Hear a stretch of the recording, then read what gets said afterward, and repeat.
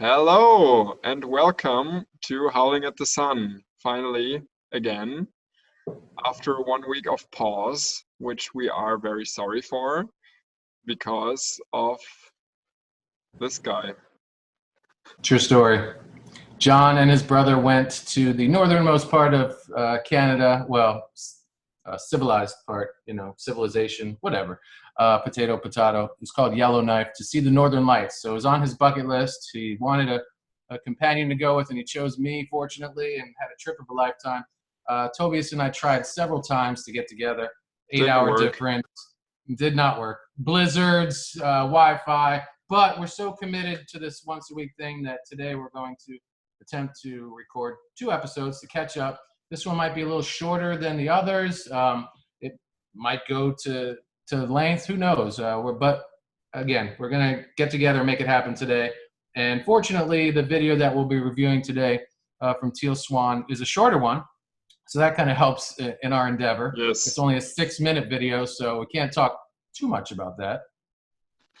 Quickly, maybe introducing Teal, because we did that always.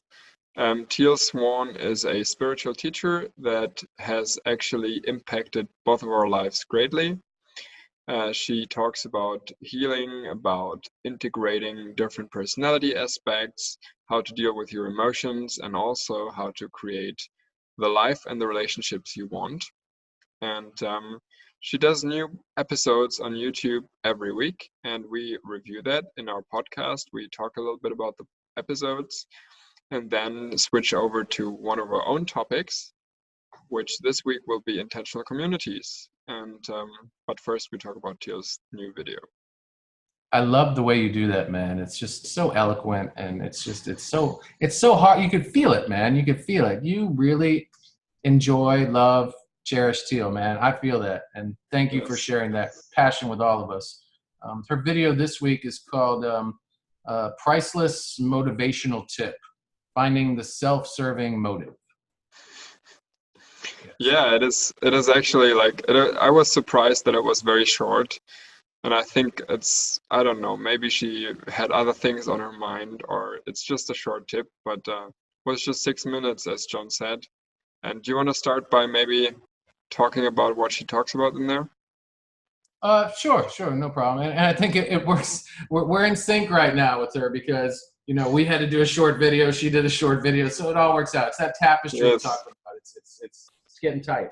So essentially, what is it? Finding the things within a thing that you don't want to do that will give you energy versus depleting your energy. Yes.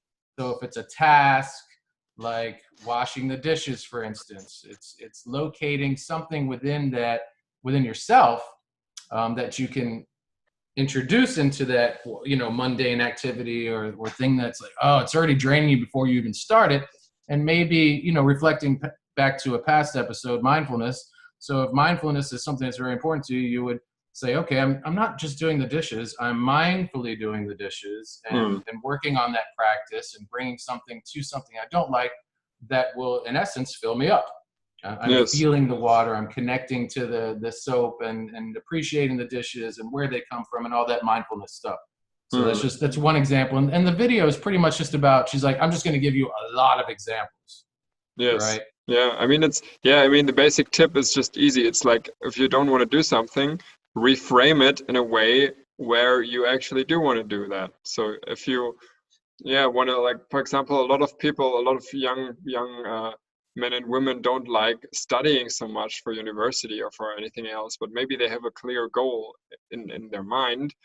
I want to do this job, I want to have this degree, so they can reframe it in a way where they're like, okay, I'm working towards my dream. And so they're not like, I'm just studying for the university, I'm doing it for this special thing, right? And as Teal said, a lot of successful people do that automatically. They do things with a clear goal in mind that actually helps them. So if people go to work, they can say, okay, I'm working on creating my own abundance, instead of saying, I'm just going to this random job and making somebody else rich. Maybe that is true on some level, but there's always another truth that actually reveals a motive, self-serving motive, for ourselves, right? That we do something for ourselves. And if we're actually doing something and we cannot find a self-serving motive at all in that thing, we probably should drop it. Like that's what I thought when listening to, like, hearing and seeing this video. Is like, okay, yeah, when I can't find something, what's then, right? But then Yeah. I probably shouldn't do it at all.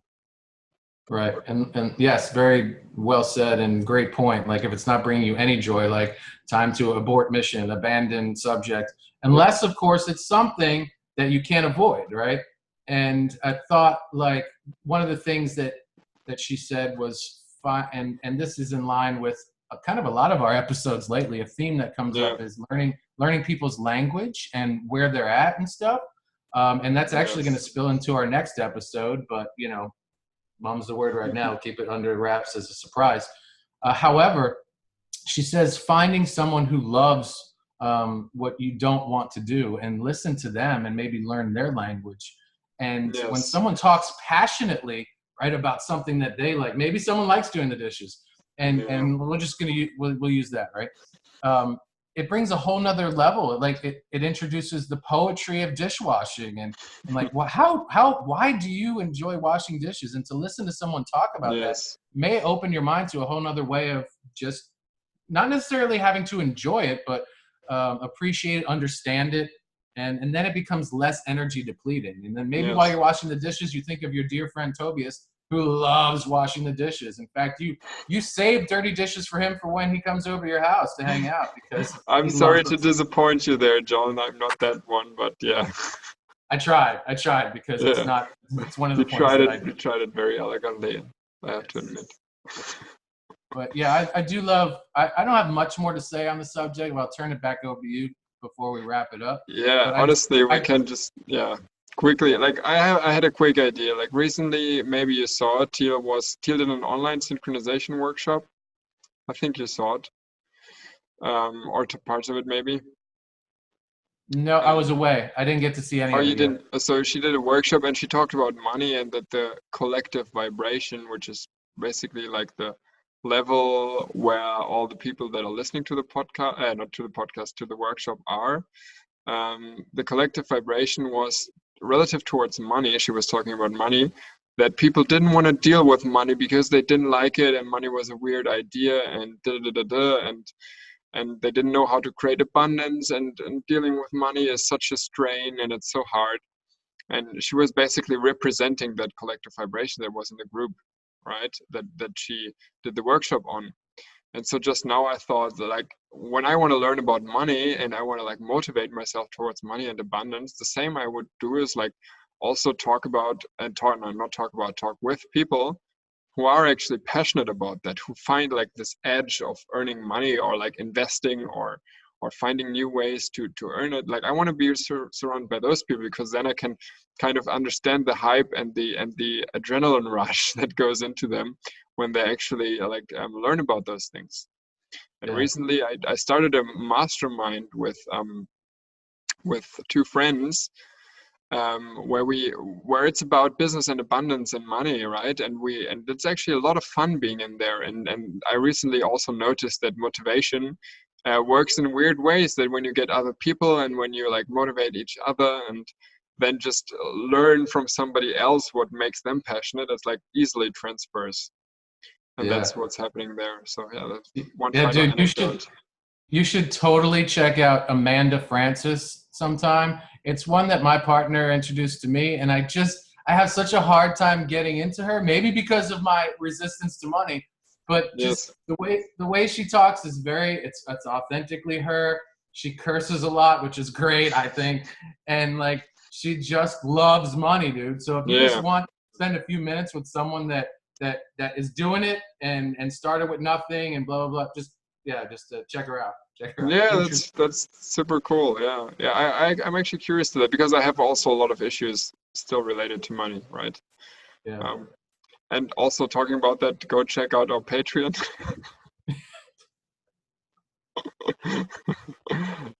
I'm not just joking. That was just a very funny way to what is the name, to link our stuff, to push our push our agenda here, Yeah, which is yeah, to yeah, get yeah, rich. We want to get very rich with this podcast, like millionaires in 1 year, or maybe. yeah.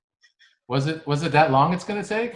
Oh no, I mean, it's like, or maybe it's like just half a year, 3 months, yeah, maybe. we do have over 30 subscribers now, so we're well on our way. Yeah. Yeah, yeah, it's Truly, gonna though, we roll. really just we're really just focused on baby steps, and by that I mean like we Yes. just want better equipment right now. That's Yeah, yeah, to bring yeah. you a better broadcast. Just like one better microphone for one person. That's it, Okay. baby steps. Okay. Okay, let's switch to the next topic, intentional communities. And this is something that I chose as a topic because we switch every week. And this week, which was actually last week, but yeah, this week it's my turn. And or this episode, I should say, because when we do another one, it's another one this week. And yeah, my choice was intentional communities because I love the idea of creating a community where people live together. And to first start it off, I always like definitions because they make things crystal clear. And personally, I have my definition is for an intentional community is an intentional community is a social group with a shared set of values and ideas on how to live together. They share a common living space, flat, house, village, and engage in regular practices that unite them in their purpose. Can range from 3 to hundreds of people, usually though a good size is a few dozen. Yeah. So that's my short definition of an intentional community. Wikipedia says, I mean, honestly, we're here on a podcast where we do our own stuff, so we can use Wikipedia, I thought, shamelessly. Do it. An intentional community is a planned residential community designed from the start to have a high degree of social cohesion and teamwork.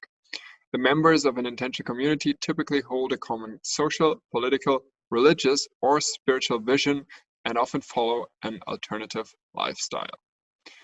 I think the both definitions, mine and the semi-official one, complement each other. I think it's clear almost to all of us what that actually means now to live in an intentional community together. And the thing is that, I mean, the intentional communities, another word for that a few decades ago was, at least in Germany, commune. Commune? Do you know what that means? Is that a word even in English? Kommune? Yeah, absolutely. Yeah, Sure. all So right. it makes sense that that would be the word. Yeah. So that was like also Come like together. community, commune. That was a thing. I mean, it came first when the hippie movement started, right? People started to living in housing projects, village projects. They started building their own communities, and they were like designing a new world and designing a new space of living where they could be free and live alternatively, organically, and engage in their own kind of meditations, practices, whatever, right? There are like big stories with the Osho community in Oregon, I think it was, in the US. And then there were other smaller communities. And this has actually developed over time where today there are a lot of intentional communities in the world, some bigger ones and a lot of small ones we don't even know about. And the thing is, there are some very obvious benefits for having an intentional community. It is creating a feeling of closeness and togetherness and kind of a more natural form of living together as humans. Because, I mean, let's be honest, and you and I both know that, John, we're living in a time where we're more isolated and lonely than ever if we do nothing against it. The city life we have, the social changes we have, like more and more from community into smaller families and from smaller families to living completely alone, have actually put us in a position where we idealize and like put on a pedestal almost this life vision of being completely autonomous and alone and self-reliant, but at the same time internally suffering because we don't have human connection. And like a few hundred years ago, a few thousand years ago, we lived in communities of 150 people together, which is called the Dunbar's number. That's like a number of people in a tribe or small village where we could actually easily remember and have connections with every person. It's like the maximum of that is 150. And Mm. this is actually natural size for us to live together as, right? It's like 150 people being surrounded by them. When you have that, like, family doesn't have a problem bringing children up, right? Because even if one parent is sick, then few other people can just take care of the child. You can have like meetings together. You can like take care of somebody when somebody loses a friend or a loved one. And it's like, it's just this closeness that is just basic need of human belonging, right? A basic need of human contact.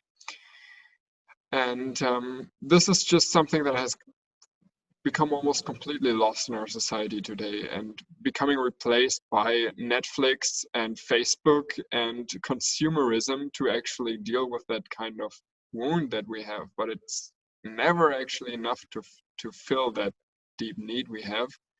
And so an intentional community is the first attempt since a few decades, maybe since the start of the Industrial Revolution, to actually Yeah. come again together and to create something which is more natural and more more elegant as humans to live together. Yeah. And aside from that, an intentional community, and that's the difference between a traditional community and an intentional one, it creates a gravitational field for people with common ideals. Because when people grew up in villages a few hundred years ago, then there was always this outsider which was like not getting along with the other people in the village. But actually, an attention community lets you gather around your common vision, and it actually, the ideal is that everybody finds their tribe and creates an attention community with their people where they can belong, right? Also, we can explore new ways of living. We can create a total utopia almost, where we can just like grow our own food and create interesting structures to live in and whatever. Like it's a total playground.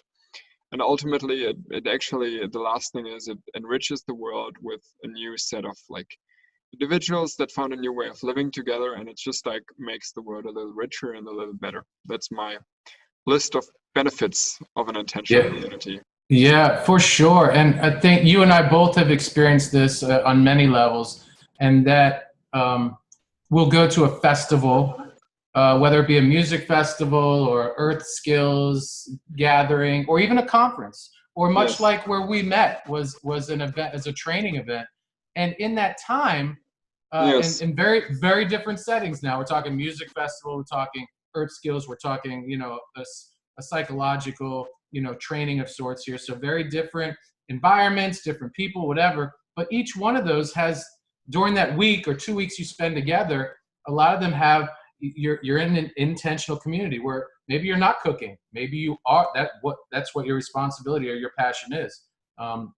Maybe you're in charge of coordinating this, coordinating that. But while we were together in Utah, we didn't have much to worry about except doing the things that we had to do or that we needed to focus on. So when we came home, we had things provided for us, and we were surrounded by people that enjoyed doing certain things that maybe back at home we're going to have to do all by ourselves. So when we get back to our normal lives, back to your flat, back to my home, we lose all those people, all that connection, and all those things that were done for us and that we did for other people, and it feels so hollow. So a lot of people become addicted to going to festivals and these conferences and Yes. stuff like that because of the community primarily, and Yes. maybe are even unaware of that. And when they always come Yes. back home, they're sad, and there's a week or two of depression, and that could totally be battled by us being more mindful and creating these communities that can be 3 people, that could be 30 people, as you said, up to 150 people, whatever, right? Yes. And it doesn't have to be in a house or on a farm. It could be in a flat. It could be, in a studio. If you're that close and you want to be to 2 or 3 other people. So yeah, I just think it's something that ends up being very temporary for us that we could truly transform and make permanent when we identify that missing thing when Yes. we return from these beautiful events. Yeah, it is. Yeah, that's very interesting. Like I talk to so many friends of mine that are regular like event hoppers.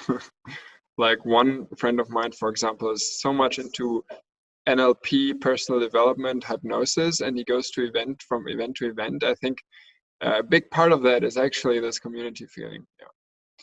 And there's another guy who actually does like a lot of like leadership programs and stuff like that, and he's more into education and stuff like that, but he's also like doing it for the community to a large degree, I would say. And yeah, when I'm talking about going to RAM, which is this guy in Berlin who does workshops that are teal oriented, and also to the workshop in America and other things, yeah, there's also always this feeling of community. But then again, it is kind of, the funny thing is, I noticed that it is not that easy to actually create a community. And that's what we actually should talk about maybe in a bit. I want to first of all introduce a few communities, because I actually have been to one for a longer time, or not longer time, but it's like 1.5 weeks, and I'm going there again next week for 1 week. And it's called ZEG, which is has the letters Z, EGG, which is the German for, and I'm going to scroll a little bit here to explain that, Center for Experimental Cultural Design. Cool. It has been, it sounds really futuristic and weird, but it's actually just a normal intentional community set on the countryside in Germany and close to Berlin. And I've been there 2 times already. I'm going to go there a 3rd time, and it's kind of an eco village, which is a special form of intentional community, I think. Do you know what that is? Do you have an idea? Yeah. Oh yeah. It's for the rest of you watching there, it's kind of like a, oh yeah, it says already like ecological village. Like there are usually like houses, or one big house, more smaller houses, tents sometimes. At least that's what I experienced. And it's about ecological living, right? They have like their own food, or at least parts. They cook ecological, sometimes vegan, sometimes non-vegan, but always like healthy food. And they do a lot of activities, and sometimes have seminars that are like connected to relationships, consciousness, sustainability. And those are actually also the focus points of this community. And there's one other focus point that I really liked about this one, which is actually love and free love. For example, they have like a special focus on sexuality, for example. Like it's like a place where you can freely experience and explore your own sexuality with others who want to do that as well. There are, for example, I joked about that with you already, I think, I don't know, little love huts where you can actually go there and have sex. And this is just like totally different from community to community. There are others where you maybe cannot do that, and then you can do like different things, and they have different values, and that's the fun thing, right? And when I was there, I really had this feeling of, oh my God, there's like more love and more depth here. People are a little bit more are a little bit closer to their original human state. They're a little bit just connected, right? Little bit more relaxed, little bit less like crazy in their head, like what am I going to do next, what, like I have to take care of everything myself. No, they're like, yeah, we're here together in this. There are definitely problems in a community, and they have like so much shit to work on all the time, but then they do it together, they work on that together, and that's the difference, right? Yeah. That's it. When the intention is clear too, that kind of, like the expectation you said, like this community is open, love, and it's very respectful. When you know what you're going into, and there's not, you can't do this, you can't do that, but you can do these things, and this is okay. You get out of here and you live, more through here, right? Because you're not worried. Is this okay? Can I do this? Is that going to be considered rude, or is that acceptable here? But when it's very straightforward, you know what you got. You can release this. I think that's a big thing that people have to acknowledge when they're like community building, that they have to be like, I mean, they have to leave room for growth and improvement, but they also have to put some strict rules into place about what kind of practices they want to engage in the community, and what they actually want to create, and what kind of ideals and values they want to uphold.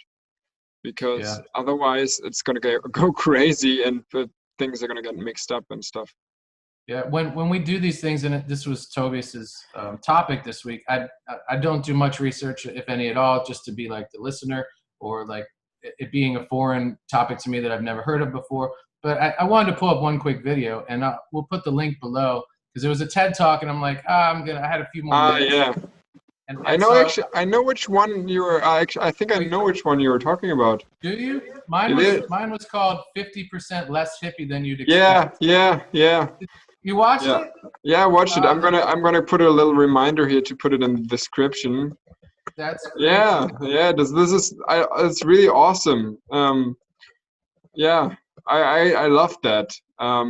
Yeah, I actually watched that on my not on my research phase for this, but another day where I was just like personally for myself researching. Yeah.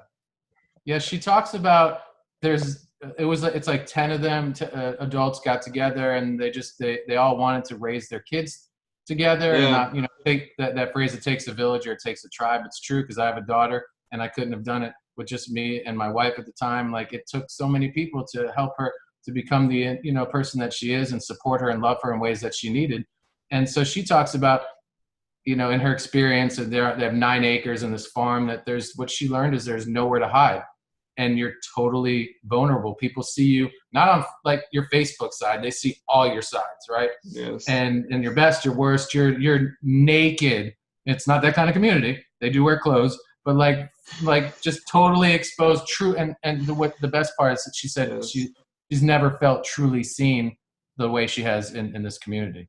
Yeah, and she actually taught like I remember this. I remember the scene when she actually talked about the women's circle she had with the women of the community, where she came in and she was like, oh, I don't feel so good, and she was asked, how do you feel? And she was like, I'm fine.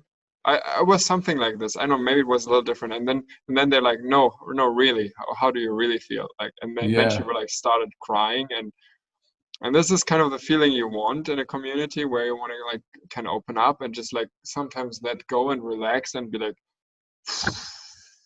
I just Yeah.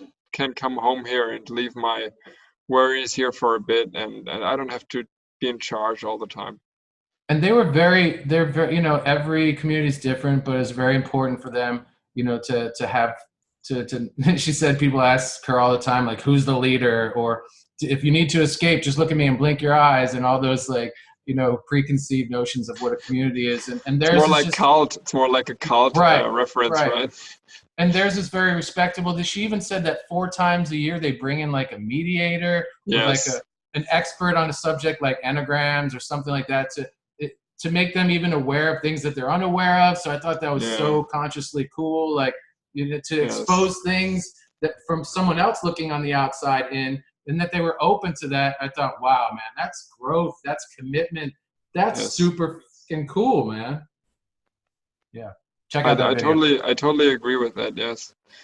And actually, since we're already talking about it, I wanted to go with through some questions maybe where we like talk about the details of community. But since we're already talking about examples of communities, I want to actually put one more like example of a community out there in detail. Are you fine with that, John? Do you want to know a little bit more? Do Because it. there's so many like to name a few. There's one big one that is like Universal Town Oroville in India, Orania in Africa, and for the Afrikaans, yeah, that's like a language that the Dutch settlers in Africa. Mura Mura in Australia, that's a residential community. Um, they work in different, like they are living in hamlets cooperatively together. Then the Nef Shalom, that's very interesting in Israel, where actually Jews and Arabs live together peacefully in Israel. That's like very interesting for me. So you can do this kind of community where you want to create religious peace as well, which I think is pretty awesome. That's neat. But then one specific thing, and maybe a lot of like European people know Findhorn in Scotland. It's a very famous Scottish community, and this is like almost posh. They have like so like exclusive alternative buildings. I saw some of the things they built there. It's like almost a wonderland, almost like Alice in Wonderland, I thought. Neat. But then one specific thing caught my attention. It was a Japanese community, and I'm pronouncing it wrong probably, but it's called wait a second, Atarashiki Mura, and it is actually don't laugh at me. It's beautiful, man. It sounds beautiful. Yeah, you I can. want I We want can I check want it to up go. with you. We can check it up maybe with your Yes. girlfriend We'll at get another time. the official translation back to you eventually. And the translation is New Village, and it's a Japanese intentional community founded by the author, artist, and philosopher Saneatsu Musha no Koji. And the spirit of that community is summed up in 6 lines that are written by this guy. I'm not going to pronounce his name again. And reprinted on the back of each issue of the village's magazine. They have a magazine in the village, and they have like a motto. And the motto is very cool. It's like I personally found it really interesting, and I'm going to quickly read it. The first line, our ideal is that all the world's people should fulfill their own desires and that the individuality residing in each one of them should be allowed to fully grow. Second, one must not therefore allow the promotion of one's own individuality to infringe upon the individuality of others. 3, hence, one must promote one's own individuality in a correct manner. One must not harm the destiny or just demands of other people merely for the sake of one's own pleasure, happiness, or freedom. 4, we will work so that all the world's people may share our ideals and choose the same style of life and thereby walk along a path where they are able to fulfill their duties equally, enjoy freedom, lead correct lives, and fulfill their destinies, including individuality. 5, those who endeavor to live this way, who believe in the possibility of such a way of life and pray or hope fervently that all the world's people may put into practice, such people are members of the Atarakishi Mura and are our brothers and sisters. And 6, we therefore believe that if all people embark upon a correct way of life or endeavor to do so, and such people truly cooperate with each other, then the world we desire will come to be without struggle between nations or between classes. We will do our utmost to achieve this goal. And that's something awesome, I think. It sounds like they've created a model for endless other communities. Like, just copy and paste. Yeah, it's like, for me, it sounds awesome. It's like, it is not like they see individuality and compared to like the communes of the past where like a lot of people were maybe pushed down because others like saw an ideal and they were like, okay, we're going to follow this ideal, but the individual has to actually is lower than the ideal of the group. They see it in the other way. They're like, okay, like the individuality is the biggest thing, but we're going to cooperatively be individualistic together, kind of. That's Very funny. that's so smart, man. Yeah, That's just cool. allowing what naturally is in us versus trying to like sedate that and like, you know, capture the we are all one and one voice and which is beautiful in it, you know, in a sense, but embracing what they're embracing there in those 6 things really is electrifying. Actually, it's liberating. Yes, I think so as well. That's why I wanted to read it to you. That's a good. I'm glad you chose that, and I will get my partner on the project pronunciation. I've been trying to learn the language for quite a while now, and fortunately I have her by my side, and she gently corrects my pronunciation. It's a really tough. Well, all languages are tough to learn when you're starting from ground level 0. But anywho, what's next? Yeah, I mean, honestly, we have like, according to our schedule, we have a few minutes left, and I wanted to use those minutes to actually go into 2 questions that I have about communities, and maybe we can try to answer them together. And the first question is, what kind of intentional communities would we create? Or maybe to do it more specifically, because I talked so much the last few minutes, what kind of intentional community would you create, John? I love that we have no preparation for this and I just have to answer from the heart. This is great. Okay. Well, it just so happens that my partner and I have been discussing this for a few years now, yeah, just casually, but now very, very seriously, and opening our hearts to what that looks like for us. And I think we are very comfortable and confident in like maybe like a standard living situation where it's a really big house, but with plenty of room to have our own private space, but Yes. having a communal kitchen. And maybe it's with, I think our number is probably 6 or 8 more people. Doesn't have to be couples, but maybe a total of 10 people is comfortable for us. And we'd like to have, it doesn't have to be a farm or, sprawling land or forest, but we'd like an area to grow our own food, to have a food forest, to really learn more. And maybe one of our resident, community folk is a permaculture expert. And that would be awesome to learn from and alongside that person, and transform our house and our property into something very self-sustaining. And then, from that is born other things too. There's businesses and opportunities born from that, whether you're selling, creating honey, or your produce, or certain, crafts that are made from whatever you're growing. Making within, maybe you have a crafts person in the house that's very good at sewing, knitting, crochet, whatever.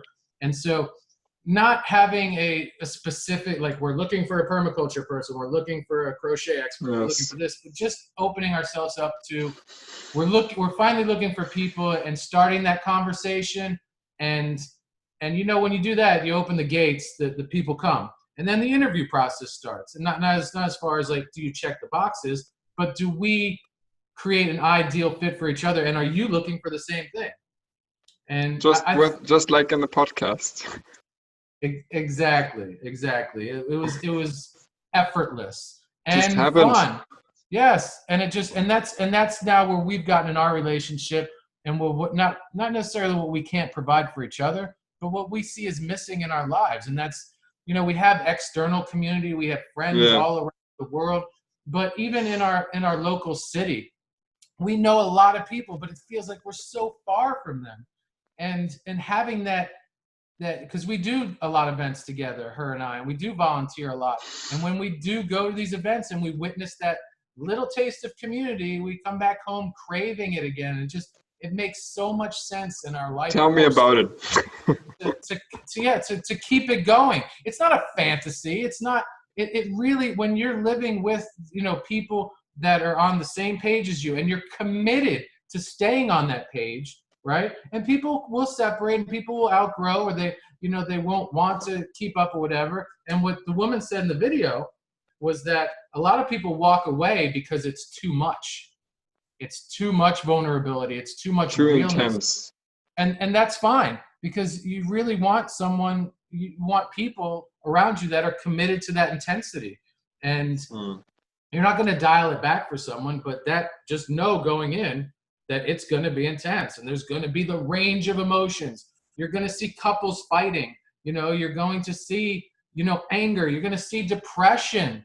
And Yes. again, it's not Facebook, all, rainbows and ponies and magical lightning clouds of, all the different beautiful sprinkle things. It's real shit. Yeah. And we're both at a point in our life where we're explicitly ready and signing up for real shit. So that, if that answers the question, that's the short answer to your question. Honestly, like, first of all, I wanted to add that I'm on board. The community you describe, no, honestly, the community you describe is not that far from what I would like to create. I'm also not into like, oh, let's create 100,000 people. No, just like, let's do it with a few people, and just like have a common base, but also keep individuality, and like do a mixed thing where we both can work with each other, but also like have our own spaces. And so I don't want to go much into more detail of what I would like to imagine my community like, but actually I wanted to pick up at the last words you said about the intensity. And honestly, like, I mean, I definitely want more community and more connection in my life. but I also like always struggle to like really initiate something. I have ideas. I had this idea of like making a shared flat with 4 or 5 men in my life to create a like men living situation where we have like this men's community. Then I had an idea to join another community, maybe completely found a new one. But the thing is, like, I also like this fear of like doing it and actually like then ending in the situation where you have to commit to that community is also present really strongly in me. And so I'm a little bit more nervous there. And I also know that this intensity is probably also what scares me, because it's like, okay, you're in it when you're doing that. Like, you're totally committed to that. And Yeah. so right now I'm like trying to find out what actually is the bigger pain in my life right now, doing it or not doing it. So yeah, I kind of try to baby step it, maybe get into a shared flat with more people, and then then create my own community at some point. But I definitely want to do it as well. Like I'm on that page with you. Definitely, I That's want very to do it. it's very wise that you're looking at all the aspects of yourself and where they're at and Yeah. what's going to make sense and alignment for you. And look, hey, if you come to live with us, man, it'll make the podcast that much easier. Yeah, let's discuss that offline. No, I mean Yeah, offline online. You know what I mean, yeah, right? yeah. Um, but I wanted to go into one last question for a little bit, and maybe I can answer this time because last time you did. What Sure. problems could people run into whilst creating communities, right? And this is like, yeah, there are many problems, probably more than we can go into detail with right now. But like the first thing, like is one thing that I already almost mentioned, is not discussing precisely enough in the beginning what the community is actually going to be about. Like this is like just 5, 6, 7, 10 people getting together and saying we want an intentional community. It feels good now. That's not what's going to actually do it, right? I mean, I mean, it's necessary to leave some space, as you said, but probably you also would agree with me when it comes to the fact that you have to have a clear vision. Like, okay, I want a community about shadow work, which is kind of the work Teal does, like healing your shadow, healing your inner suppressed parts. I want a community about like that is about medicine students or tech geeks or whatever the F people want to create a community about, right? It can be Yeah. simple thing as, I don't know, we all like basketball and we want to create a community with a basketball court close by where we can actually all train together. Like anything. That's not what people usually think about, because communities usually are getting formed in circles where people are like hippies, a little alternative, stuff like that, or spiritual. But it's just, community just means having people around you that you belong with. And so you need to find that common place of belonging, and when you don't, yeah, you get into trouble, and then people find out, actually, this is not my community here. What happened, right? Um, then the next thing, like the conflict of individuality versus community, right? It's like, this is a conflict every person has, every community has. And if people are not actually like able to face their own inner demons when it comes to that conflict, it's going to be hard for people, because then people are just going to do their stuff and they're not going to commit fully to the community, or they're going to be so involved in the community that it becomes almost unhealthy and they don't have their own lives anymore. So that is a very big practical problem. Then generally also this thing about practical effort, right? I mean, community needs practical building. They need houses, they need people that do certain jobs. It needs to have infrastructure and finance and all that stuff. And the funny thing is about spiritual communities, a lot of the time they're so much in their upper chakras in their head that they actually don't think about the practical effort that goes into building that kind of community. Or if they do, they're actually frightened as hell because they don't want to actually do it. Yeah, and actually, generally, finances can be a problem if people want to build a community but don't have the funds to do it. Not Yeah. finding enough people to create or sustain a community, or not finding a proper location, because actually, you also want to have a place that supports your vision in a way. If you want to have sustainable living, it's not good to build a community in the city center of New York, right? Yep. So those are a few things I noticed that could come up. There are probably a lot more things to deal with, but those are some essential problems that should be considered when building a community. Yeah, I'll say that very well covered. One thing that I'll share, and then we can wrap it up if you'd like, was shared with me by a very wise man that has spent lots of time in lots of communities, varying different types of communities, made it a mission in his life, and still does. I'm sure. I'm not closely connected with him anymore, but gave me the advice and said, just make sure whatever you do, whatever you experiment with, whatever you create, that there's always paperwork involved. Always. Like it sounds great. Everyone gets together. Hey, love, light, Yes. laughter. We don't need that. We don't need that. Yeah. You need paperwork. And that's just not financially. Yes. It's not just financial. It's also, a commitment to, like you said, that Yes. vision and what Yeah. what we're all about. Yeah. And I think it's very important. A lot of people, Yes. like they get turned off by, oh, I don't want to, I don't want to make it like that. I don't want to make it like that. But it's Yeah. not making it a bad thing. It's making it a commitment to a Yes, beautiful making it thing. official, right? I mean, you have to like like honestly, community is not much different from like the concept of a state. It's just like very little. It's like a state is also basically like a big official community of people, right? Where there's just like more enforcement by law and police and all that stuff.